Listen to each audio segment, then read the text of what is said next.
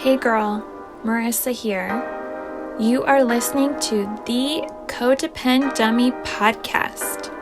As a young woman, you have been raised, reinforced, and rewarded for putting the needs of others above your own. Now, in your 20s, you're finding yourself exhausted, exasperated, and enveloped in shit relationships, especially the one you have with yourself.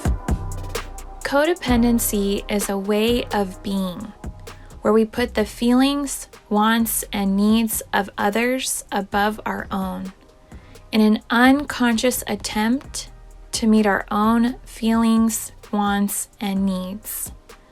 Sorry to break it to you, sis, but that is not sustainable.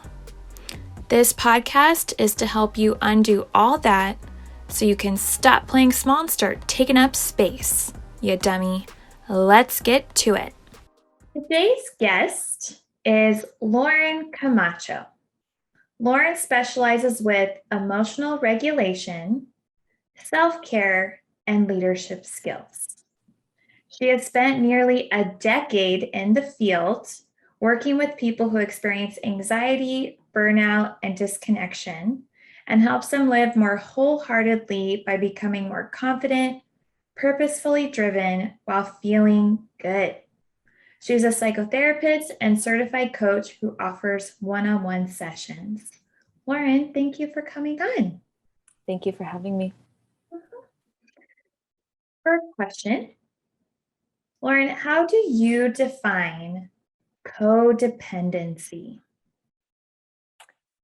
Codependency for me is taking or giving responsibility to someone or something else in order to meet our needs, whether that's emotionally, psychologically. And the key word there is responsibility. Mm-hmm. How come key word responsibility? There's moments where we need support. But when we don't take responsibility for our lives and our actions, and we give it onto something or someone else, we lose a sense of ourselves in the process, a sense of a feeling, should I say, of control. Mm-hmm. But when we request for support or accept to give support to somebody else, that's not necessarily taking the responsibility, but just offering that support. Mm-hmm. Right. And I think to generalize your definition, if we take and give responsibility to others, we're just stuck in a perpetual cycle of giving and taking for others and expecting consciously, unconsciously that they do the same for us. Those expectations will form for sure. Yeah. It's like maybe if I slam the drawers and do the dishes aggressively, then my roommate, boyfriend, partner will notice. And it's like, that's right. Just so reliant on others to perceive what we think, want, and need. And then, we spend our whole time like, oh, they slammed that drawer very violently. Maybe they need something. It's just like, that's crazy making. It's almost a classical quote is, they should just know. Mm-hmm. But when we take the word responsibility and go, okay, I'm responsible for self, then we can go, I have no expectations of them unless I request it, unless I communicate it to them, because they are not responsible for this. I am. So it almost that word responsibility, and if we own that word, self-responsibility, right? So the self, so they are responsible for them, I'm responsible for me.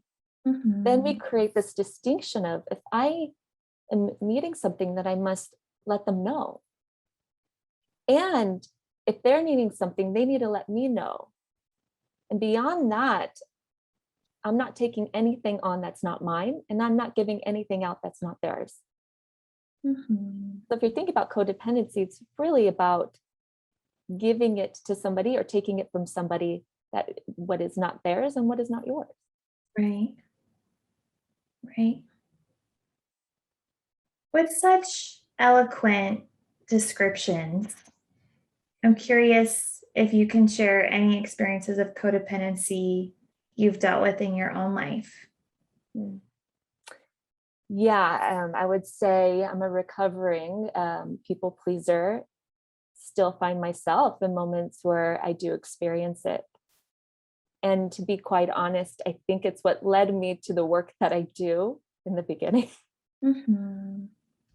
Growing up, really cautious about how other people were feeling, making sure that there was a sense of balance, taking on things that were not mine, making sure everyone was okay at the expense of myself.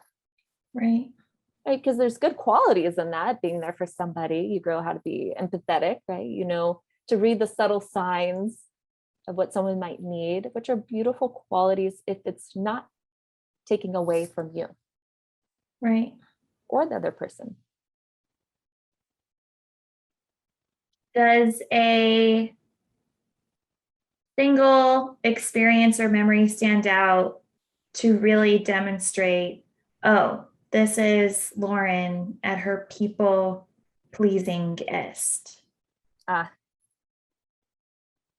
What comes to mind right now is when I became a mom. Becoming a mother really exposed this part in me, this people-pleasing part. There was a moment, I think, when my daughter was around 4 months where I was sleep deprived. I was grieving a lot, physically grieving, relationally grieving, you know, relationships changed, questioning my job. That's when I transitioned to create my private practice. So there's a lot of things in transition. And when things are in transition, a lot of times we need more support. And instead of requesting for support, I just tried to take everything on and hold it in. So, you know, things around the house trying to do on my own, things with my daughter trying to do on my own, even though my husband was there and he was more than willing. My family was there and they were more than willing. But I believed at that time, well, actually, it wasn't even an option. And at a certain point, I believed that they weren't capable or that they weren't willing. But I think that was the beliefs of the people pleaser within me. Right. So there got to a point where it was no longer sustainable. I couldn't do it all, not in a way that I was functioning properly. And so I collapsed. There was a point where it was almost like I didn't have another choice but to ask for help. And so I look back with gratitude in the sense that it started a long journey of healing, of growth, of really looking in within myself and taking that responsibility. Right. And going, okay, I'm not meant to take it all on. It's impossible. And really being uncomfortable in the beginning to request for help, to say no when I needed to say no, to say yes when I needed to say yes. You know, it started this whole thing of what do I need? And which is why I'm so big on the self-care, because that's where it kind of started to go into my self-care journey. Right. So speaking of self-care, how I just, I think if we looked at antonyms for codependency, self-care would be one of them, because it's really other care that we're pursuing 100% of the time. In your work, how have you seen codependency sabotage self-care? Well, let's look at the definition of it first, because I think that could give a really good doorway into it. Self-care is really, I mean, you look at the word and it kind of explains it for you, but In general, it's just your ability to take care of yourself. Mm-hmm. And it's really about understanding your needs emotionally, mentally, physically, spiritually, even relationally. It's a deep inquiry of self. And the thing about codependence is you're so living outside of yourself. Mm-hmm. It's about anything external outside of yourself. What do other people need? Or what do they need from me? And through time, what starts to happen is the more we practice these codependent traits, qualities, and actions, because I believe it's a practice on some level, we get further and further away from ourselves. We start to disconnect. Mm-hmm. And so the concept of taking care of myself, I mean, we don't even consider ourselves. And so the gift that self-care gives is you start to consider yourself again, and you start the practice of caring for yourself, tending to yourself, and even starting to ask yourself what may seem like simple questions, but are really complex for people in the beginning of what do I like? What do I not like? Mm-hmm. Is it the famous argument in relationships, like, where do you want to eat? I don't know. Where do you want to eat? That's a simple question. What do you feel like eating? But if you ask someone that's like a people pleaser, for an example, it's like, oh my gosh, you're asking me, you're putting this on me. What if you don't like it? I don't know. What do you want? And a simple thing like, do you want pizza? And you're like, you say yes. And inside you're like, no, that sounds horrible. I feel like this, but we're not able to say it. Those simple questions actually compounded and creates big results in our lives. Mm-hmm. So going back again, self-care is really that piece to help us come back to self slowly, sustainably. And it could take little tactics to start to implement that can really be good for the long run. Because this is what I look at. I don't look at what's a short-term goal. We look at long-term goals of like a lifestyle. How can you change these traits, practice new traits that are more effective for your life? Mm-hmm. So I hear where we're headed, right? Setting long-term goals. Before we get there, like people pleasing, I'm hearing that can sabotage self-care, and that you think about what other people want to order or eat, and then you don't get to eat what you want, and you just, I don't know, go without your appetite being fulfilled. What are some other ways you've seen codependency sabotage self-care?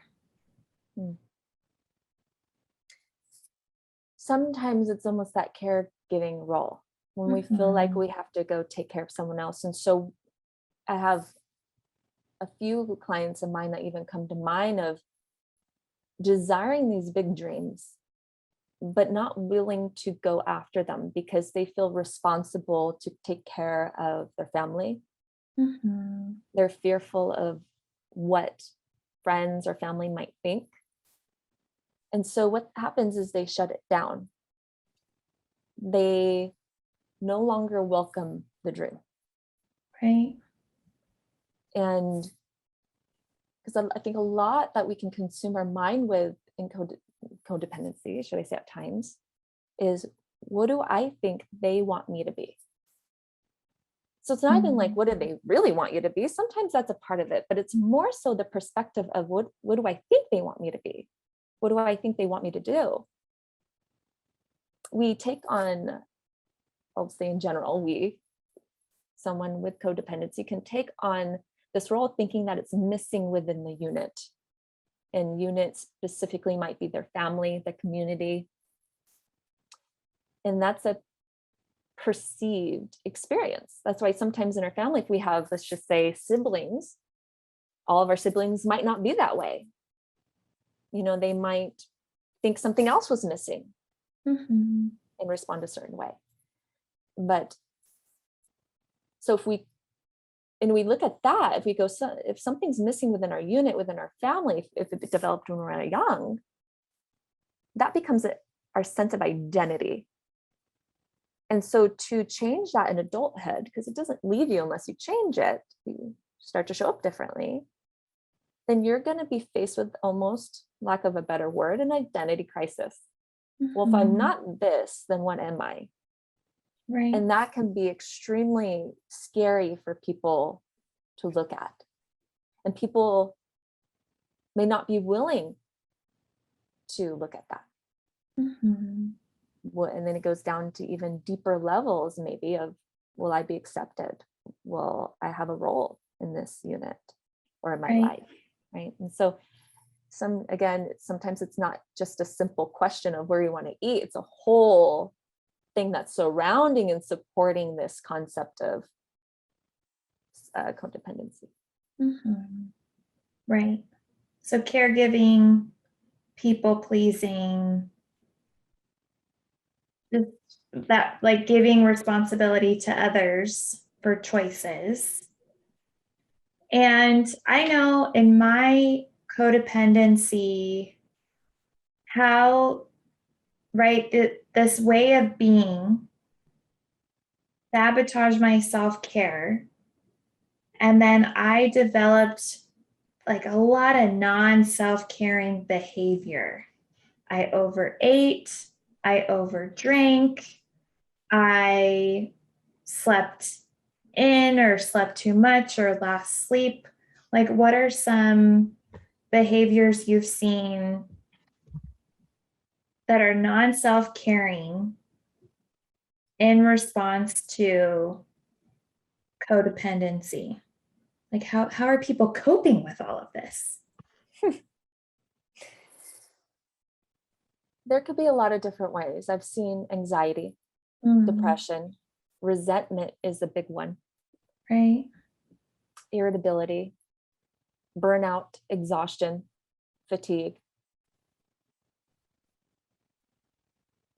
You can look at behavior, like behaviors or habits in a way, like you're saying, poor sleeping habits, maybe overachievers, if underachiever could be, be one too.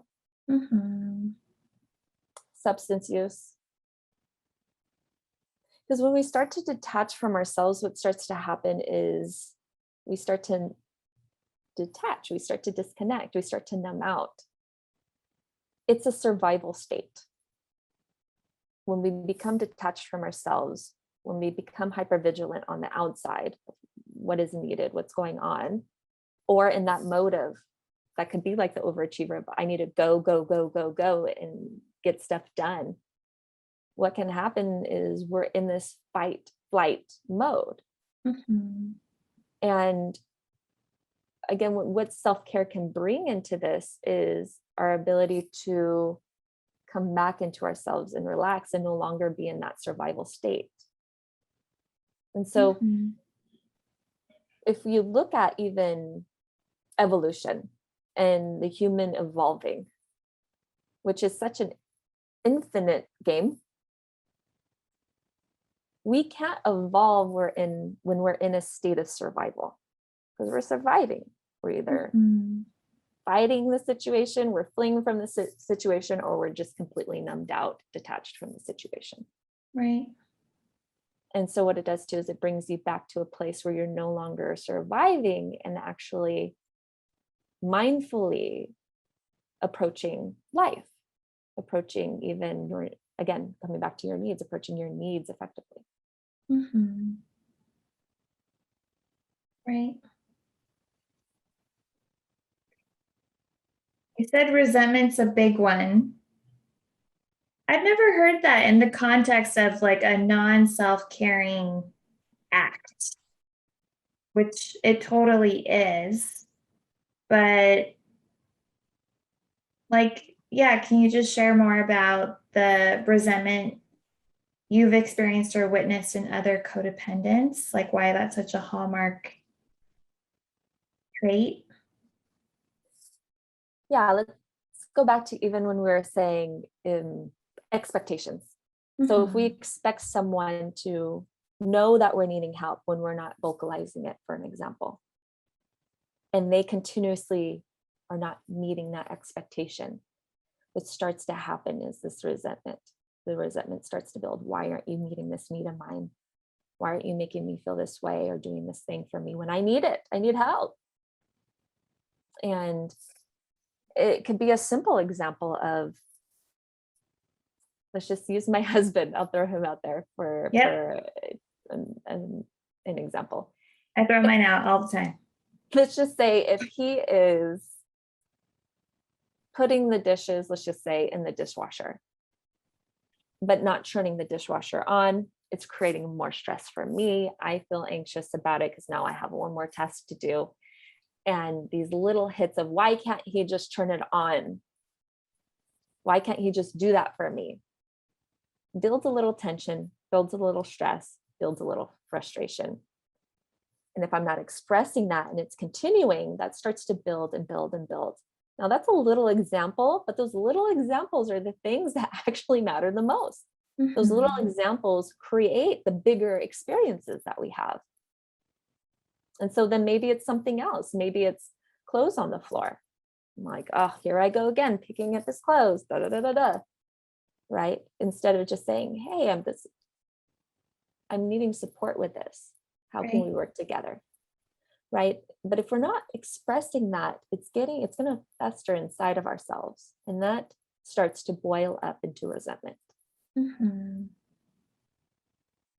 I'm hearing, right, you talked about how we tend to cope with codependency. You're like, well, sometimes it can turn into the behavioral, overeating, undereating, substance use, etc. And also anxiety, depression, resentment, burnout, fatigue. But from your example, like one really big key factor is we're just so internal. Like we're like, oh, he didn't pick up his clothes, but we never, ever tell him. Like he should know. But it's just this like island of resentment or these other things where, there's no like message notice to anyone about how they might be bothering us.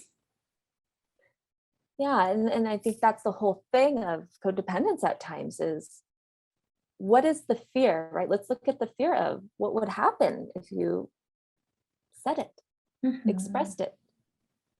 And that kind of conversation can lead to something a little deeper. What fear is underneath that? What's blocking it? Right. Because all it is, and I'll tell my clients, all it is you're requesting. You're requesting a need. And with any request, they can accept it, decline it, or they can renegotiate. And one of your specialties, you work with new moms. You've already talked about the shit hitting the fan when your daughter was 4 months old. How have you seen pregnancy before, during, and after birth compound codependency? In times of transition and change, it could expose what has already been present to us and magnify it. Right. And so when we're going through a transition like pregnancy or giving birth or even going into toddler years, like there's different phases of transitions. It's happening all the time in our lives. But what it can do is it can bring up stress. Then when we have stress happening, especially a higher level than we can manage, we can go in a place of fight or flight again. We go back into this survival way. And again, if our survival way is codependence or stepping outside of ourselves, disconnecting, it might happen even more. And so that's what happened to me. The example that I gave earlier was pregnancy was fine. Giving birth was stressful. And after that, it started to really expose these areas in me that have been there before that were ineffective. And I'll even tell my clients, at one point, this way was really effective for you, or else we wouldn't be doing it. But at a certain part, life changes, things alter. You're not in the same state or place as before when it developed, and it becomes no longer effective. And I think that's what we see a lot in adulthood, whether if it's in an intimate relationship or within parenthood, like I experienced, or workplace, right? It'll show up in a pillar. It will no longer be effective. And we could keep on going down the ineffective route, but there soon will be a place where it's no longer sustainable. And so within motherhood or parenting, like in general, what starts to happen is if you allow yourself to see yourself, you're either feeling so stressed out from trying to take it all on, trying to do it all yourself, with the depletion that's already naturally occurring, like within your body trying to restore itself, needing to take extra care of an infant who is reliable on you. I mean, at that point, you do take responsibility of them because they can't survive on their own, right? And so, but then everything else you're taking on outside of your life, outside of parenting, is still there. So it just becomes so much. And so I see a lot of moms with burnout, with that fatigue, postpartum depression, postpartum anxiety, or kind of on the cusp of it. And it can come out in different forms as well. So I'll give a personal example. So going back to the people-pleasing part in me, with my daughter, who's naturally more sassy and spirited and open about what she's experiencing. And her way is either, if I hear no, well, then I'm going to do it. Right. And if you tell me no, if you tell me yes, I'm going to do whatever I want. And I'm not going to really try to please you. Good for her. Yes. And thank goodness, because it exposed this part of me even more. And I noticed she doesn't need a people pleaser. She needs a leader. So if I need to care for my daughter in the way that's going to be most effective, I'm going to have to learn how to be a leader. And I have to drop this act of being a people pleaser. Right. So when I would see her upset, I would take it very personally. Oh my gosh, I'm responsible for her happiness if she's not smiling all the time and happy, or even with me if she's not happy. Right? But kids aren't going to be happy with our choices at times, because we, as the parent, as the leader, you see the bigger picture. They don't see the bigger picture. And so I noticed within my experience, I had to step into that leader because that's what she needed. Right. And if not, well, you experienced it yourself. You've seen it: fatigue, burnout, postpartum depression, postpartum anxiety, which, if left unaddressed, what happens? You take the image of a table, and if you imagine that the legs were almost your needs, upholding the structure. And if one leg was chipped or broken or kind of floppy, it's going to throw off the whole table. And eventually the table will start to weaken more and more and more, and it'll crumble. And that's kind of like what it is when we are living in this ineffective way. Right. And let's just take codependency as an ineffective way to really sustain our life, because we're not meeting our needs. And so if we're missing one of those strong pillars of meeting our needs of self-care, it will eventually crumble. I don't know if that will be today, a year from now, 10 years from now. Right. But the whole concept is it's not sustainable. You take another example of, let's just say, health. If we're eating unhealthy, not taking care of ourselves and focusing our attention on everything else, through time, our body starts to be affected by that. Through time, that can turn into chronic illnesses. Mm-hmm. And so who knows at what point that will be exposed? Everyone's different. But eventually it will show itself. Mm-hmm.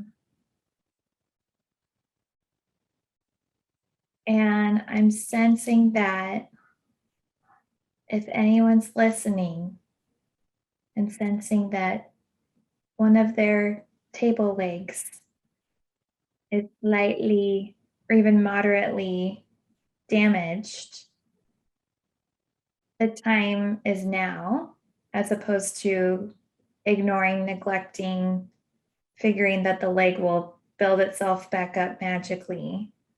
It's like, no, we need to address that table leg or it's all going to fall apart. Because no one can fix it but yourself. And that goes back to that self-responsibility. You have to be the one that fixes it. And broken doesn't mean anything in regards to you personally, right? It just means something is not working. If something's not working, you got to look at other solutions and other ways to approach it for it to work. Mm-hmm. Not reflective of you, just reflective of the table leg. And we gotta, table legs get fixed. Exactly. It's reflective of what you're committed to. Mm-hmm. So if you're committed to making sure everyone else is good, but not yourself, the results are going to show. Right. Results really don't lie. So we got to look at the results, be honest about them. And then ask ourselves, like, what results would I like instead? Mm-hmm. And then that can start a whole journey Right. of growth. Right. Oh, journey of growth. That sounds amazing. And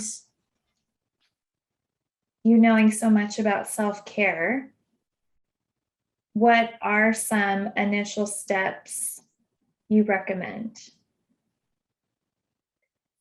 I think sometimes the concept could be daunting. And think of it as an infinite game. So meaning it's never ending, not in the sense of doom, like, oh my gosh, this is never ending. But in the sense of I could take it one step at a time. Mm-hmm. And so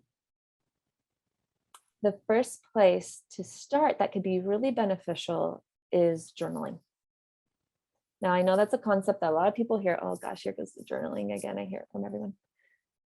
But what journaling does is it makes time for you to reflect, and specifically on yourself. So you can begin to ask yourself really simple, but at times complex questions about you, what your experience is. It could be about the day. What did I like? What didn't I like? What would I have done differently on the things I didn't like? You begin to go inward. And I'll tell you, a lot of clients will go, I stared at my journal for like, I don't know, 10 minutes and then closed it. Right. And I go, okay, that's a step. 10 minutes of staring at a journal is better than 0. Because what starts to happen is you write a word, and then the word turns into a paragraph, and then so on and so forth. And then the questions become more supportive for you. Mm-hmm. They go a little deeper. You get a better sense of yourself. Right. And so a lot of times we lack that reflection piece. And that reflection will tell you what's working, what's not working. How can I go about it differently? It starts with that. Because once you understand those more simple questions, I'll just put it out there, even though, again, sometimes it can be hard to answer them. We can begin to ask ourselves deeper questions. So instead of what do I like, what I don't like, you can ask yourself, what am I tolerating?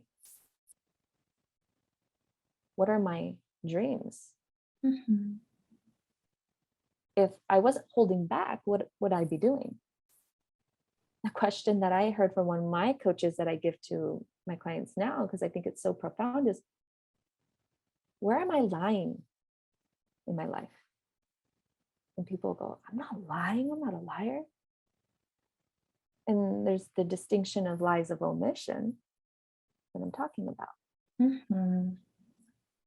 Walking on eggshells, holding back the truth, keeping it inside. We could be lying all the time, especially with codependency. We're lying, we're keeping it all in. I don't have a thought opinion about that. Mm-hmm. And so the reflection can start to take you down a path. And so I'd say start there. Mm-hmm. And make it reasonable. It doesn't have to be an hour each day. Be realistic with yourself and ask yourself, what can be consistent in my life right now? Could it be 2 minutes before you go to bed? Is it 5-10 minutes when you wake up or during lunchtime? Once a week, every day? Ask yourself, what is realistic and sustainable for me? Because the consistency is the golden part. Mm-hmm. Consistency. And Right. with anything that has consistency, you must realize that it's a practice. So you're going to fall off, you're going to forget, and you're going to have to come back and then come back.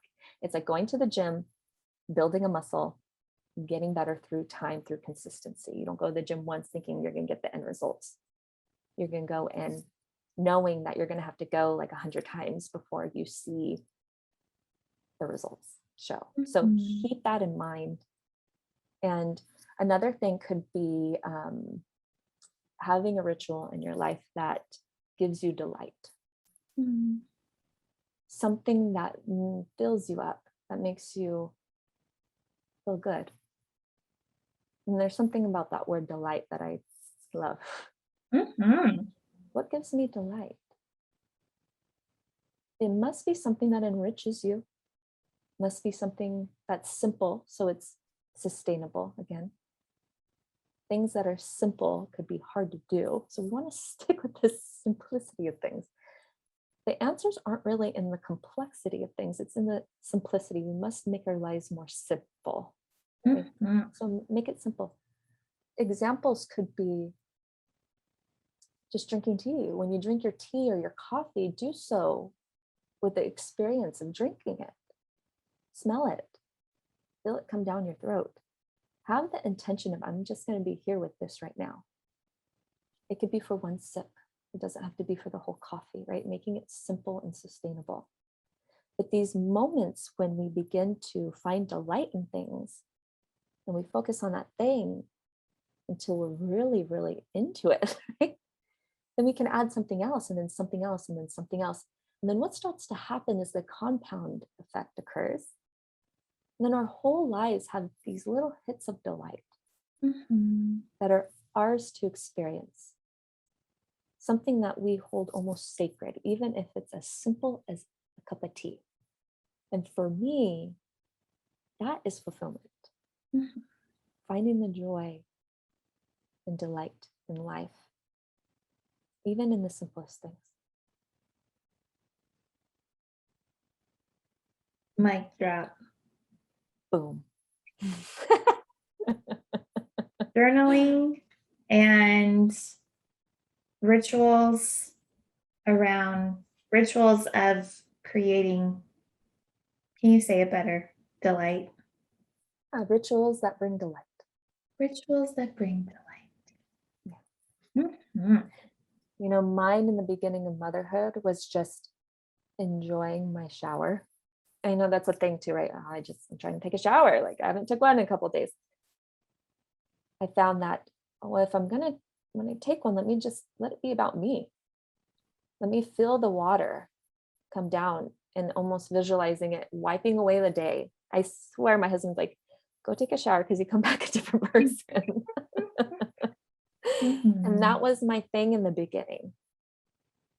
And so it could be things that you're currently doing, but there's no intention behind it.